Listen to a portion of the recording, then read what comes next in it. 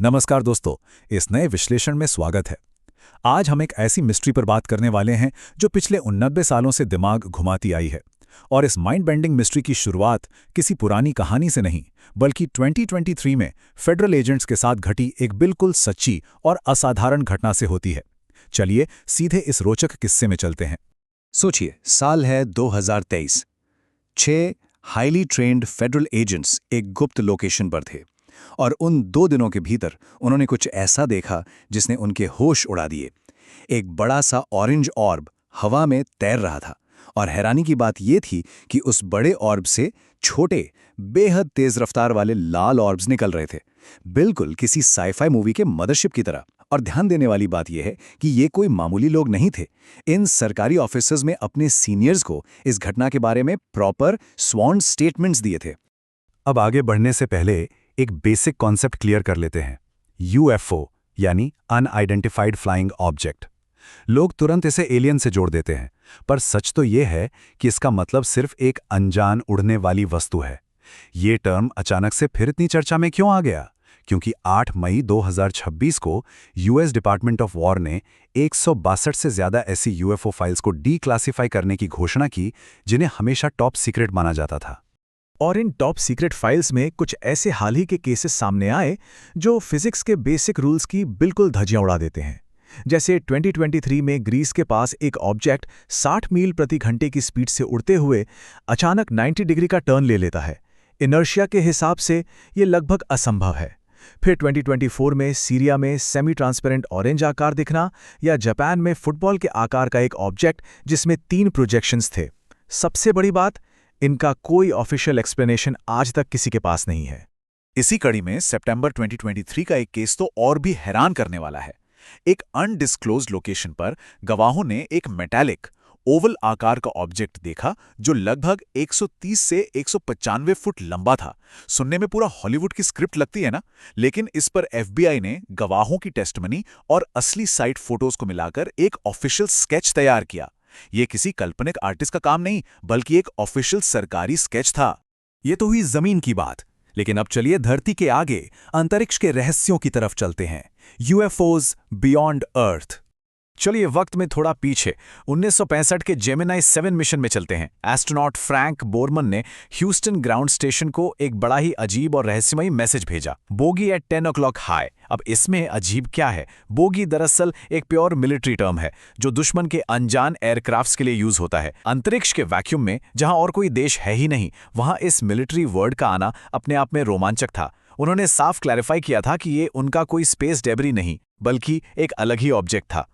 और Apollo missions की कहानी तो और भी मिस्टीरियस है। अपोलो 11 में जहां इंसान ने पहली बार चांद पर कदम रखा, वहां एस्ट्रोनॉट्स को कैबिन में अजीब लाइट फ्लैशेस और चांद पर एक ग्लो करता हुआ लाइट सोर्स दिखा। अपोलो 12 के दौरान भी पार्टिकल्स और लाइट्स रिपोर्ट हुई, और 1972 के अपोलो 17 की तस्वीरों में तो चांद के थोड़ा ऊपर 3 डॉट्स एक ट्रायंगुलर फॉर्मेशन में नजर आए।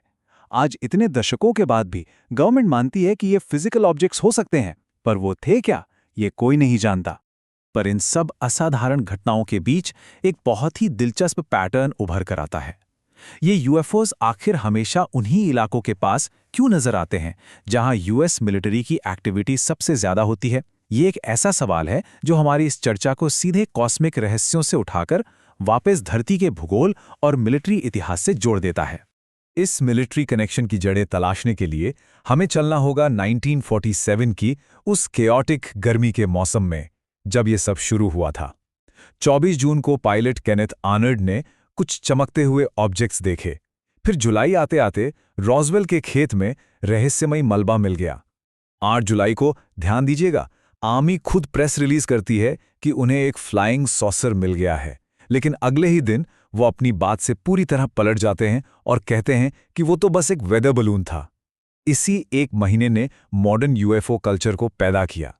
और इस कल्चर की शुरुआत में एक बहुत ही मजेदार गलतफहमी छुपी हुई है। केनेथ आर्नोल्ड ने उन ऑब्जेक्ट्स के उड़ने के तरीके को बताते हुए कहा था कि वो ऐसे चल रहे थे जैसे पानी पर कोई तश्तरी यानी सॉसर उछलती है। उन्होंने शेप को सॉसर नहीं कहा था, पर मीडिया ने बात को बिल्कुल गलत पकड़ लिया और फ्लाइंग सॉसर शब्द का आविष्कार कर दिया। इसके बाद तो ग्लोबली एलियंस का एक हाहाकार मच गया। इस बवाल को शांत करने के लिए यूएस गवर्नमेंट ने 1952 से 1969 तक प्रोजेक्ट ब्लू बुक शुरू किया। 12,000 से ज़्यादा, जी हाँ 12,000 से ज़्यादा यूएफओ केसेस को ऑफिशियली इन्वेस्टिगेट किया गया।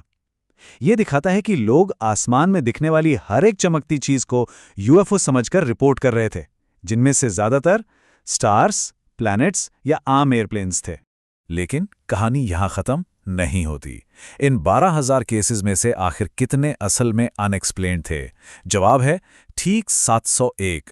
17 साल की लगातार छानबीन के बाद भी ये 701 केसेस बिल्कुल अनजान और रहस्यमयी रह गए, और इन्हीं आंकड़ों ने लोगों का ये विश्वास और पुख्ता कर दिया कि दाल में कुछ तो काला जरूर है। अब आते हैं इस पूरी मिस्ट्री के सबसे बड़े ट्विस्ट पर, द जियोपॉलिटिकल ट्रूथ। आखिर पर्दे के पीछे चल क्या रहा था? देखिए, पब्लिक परसेप्शन और डीक्लासिफाइड रियलिटी में जमीन आसमान का अंतर था। पब्लिक को लग रहा था कि सरकार क्रैश हुए एलियन स्पेसक्राफ्ट्स और उनकी बॉडीज छुपा रही है, पर 1990s में जो सच्चाई बाहर आई उसने सब बदल दिया। पता चला कि यूएस असल में कोल्ड वॉर के दौरान प्रोजेक्ट मोगल के तहत टॉप सीक्रेट स्पाई बलून्स उड़ा रहा था, ताकि सोवियत यूनियन के न्यूक्लियर टेस्ट की जासूसी की जा सके। रॉसवेल में भी वही बलून गिरा था, और जिसे एलियन समझा गया वो दरअसल टेस्ट डमीज थे। सरकार ने खुद एलियन वाली अफवाह उड़ने दी ताकि उनके असली स्पाई प्रोजेक्ट्स दुनिया से छुपे रहें। कितना बड़ा मास्टर स्ट्रोक था ये। और सच तो ये है कि कवर अप का ये पैटर्न आज भी चल रहा है। अगर हम आज के यूएफओ साइटिंग्स को मॉडर्न टेरेस्ट्रियल एंगल से देखें तो ये एडवांस्ड मिलिट्री एयरक्राफ्ट टेस्टिंग हो सकती है, या फिर फॉरेन सर्वेलेंस ड्रोन्स हो सकते हैं, जैसे चाइना, ईरान या हाउथीज के एडवांस्ड ड्रोन्स जो छुपकर यूएस मिलिट्री की जासूसी कर रहे हैं। और हाँ, कुछ केसेस तो कंप्लीटली नेचुरल एटमॉस्फेरिक रिफ्लेक्शंस भी होते हैं। जो 2023 का ग्लोइंग मदरशिप वाला किस्सा हमने शुरू में सुना, बहुत हद तक संभव है कि वो एक फॉरेन ड्रोन टेक्नोलॉजी हो, ना कि कोई एलियन शिप। इसी बात को मजबूती देता है 2024 का यूएस डिफेंस डिपार्टमेंट के एआरओ ऑफिस का नया रिपोर्ट। उन्होंने बिल्कुल साफ शब्दों में कह दिया है कि किसी भी एक्स्ट्रा टेरेस्ट्रियल टेक्नोलॉजी या एलियंस का कोई भी सबूत नहीं मिला है। उन्होंने जिन नए केसेस को इन्वेस्टिगेट किया वो सब के सब आम ऑब्जेक्ट्स निकले, जैसे सैटेलाइट्स, रॉकेट्स या बलून्स। सरकार की तरफ से एलियन एंगल को पूरी तरह खारिज कर दिया गया है। यहां पर एक और बड़ा ही दिलचस्प एंगल चर्चा में है, the political smokescreen theory.